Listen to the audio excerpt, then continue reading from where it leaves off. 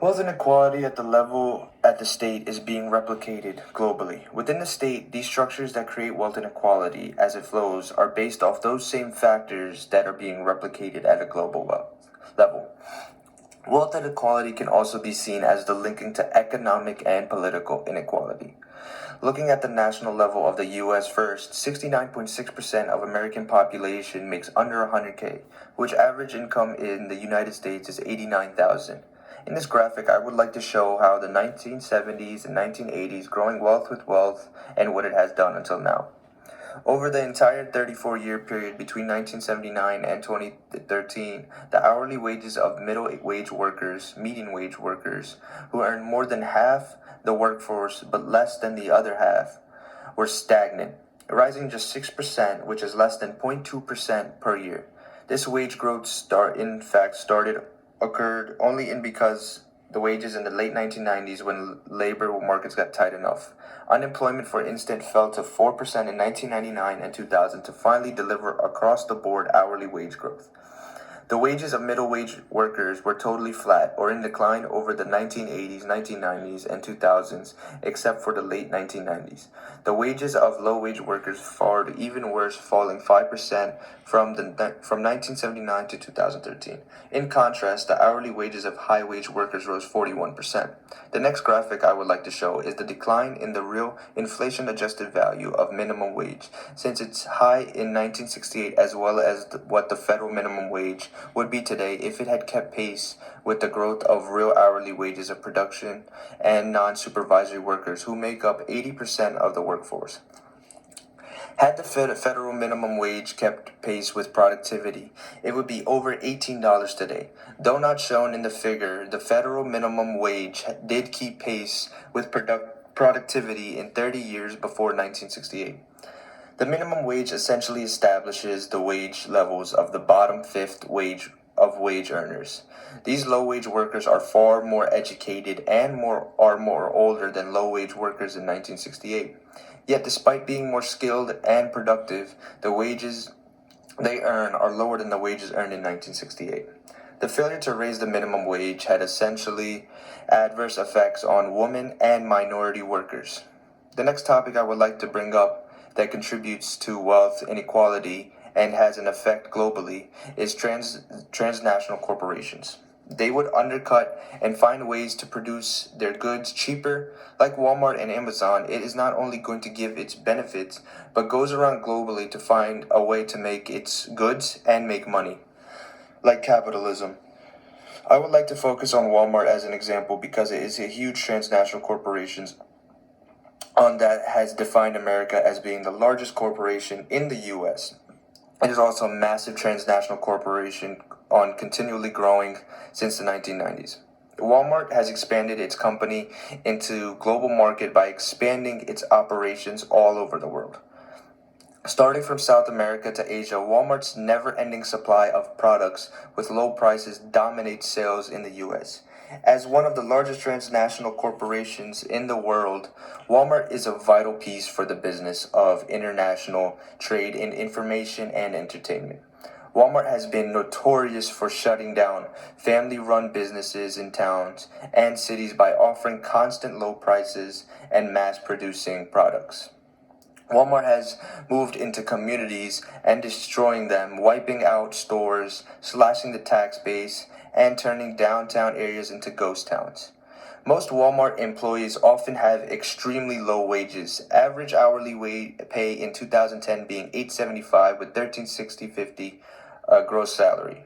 Majority of employees often turn to the government for financial aid as their own job does not pay for their basic needs.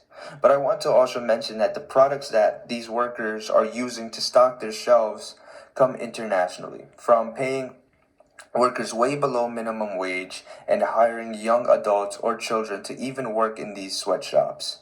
In a 1999 article, reports that teenagers stream stresses in Bangladesh worked 80 hours per week for 12 cents an hour in Walmart manufacturing sweatshops, with little to no breaks or meals.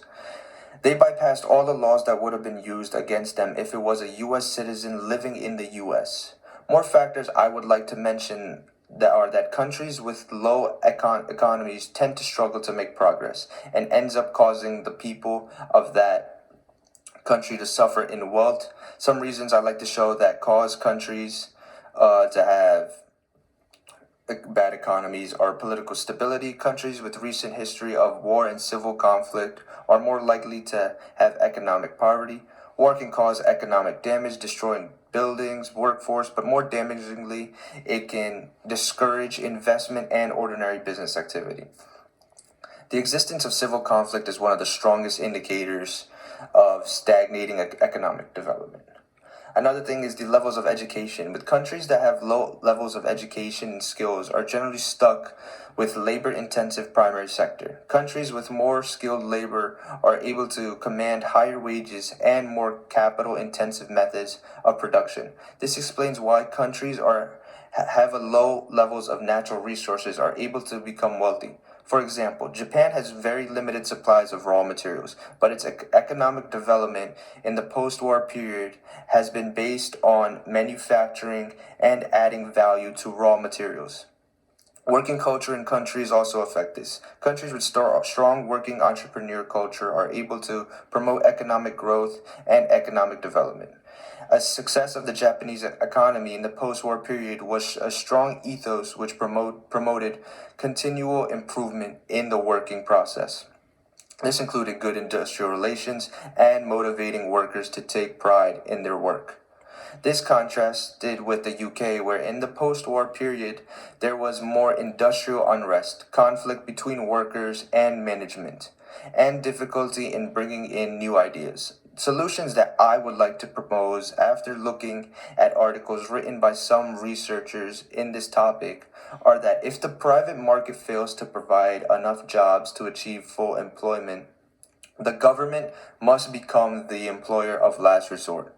When growth is below capacity and the job market is slack, apply fiscal and monetary policies aggressively to achieve full employment. Take actions against countries that manage their currencies to subsidize their exports to U.S. and tax our exports to them. Such actions can include revoking trade privileges, allowing for more reciprocal currency interventions, and levying duties on subsidized goods. Raise the minimum wage to $12 an hour by the end of 2020, and raise the overtime salary threshold from $4.55 a week to $9.70 a week, and index it to inflation. Level the playing field for union elections to bolster collective bargaining while avoiding at the state level anti-union right-to-work laws. In order to generate needed revenue and boost tax fairness, reduce the rate at which high-income taxpayers can take tax deductions, impose a small tax of financial market transactions, increase IRS funding to close the tax gap. However, progress towards a solution will not only require moral outrage, but also a clear understanding of how market forces have contributed to this problem. Being born into poverty does not automatically mean you stay poor. Education at all levels, enhancing your skills, and training policies can be used alongside social assistance programs to help people out of poverty and to reduce inequality. Several countries are also now exploring whether a universal-based income could be the answer. The nation can remedy the issue without having to demand painful sacrifices from anyone, and as Americans, we should also support our leaders that are willing to attack this problem. Thank you for listening.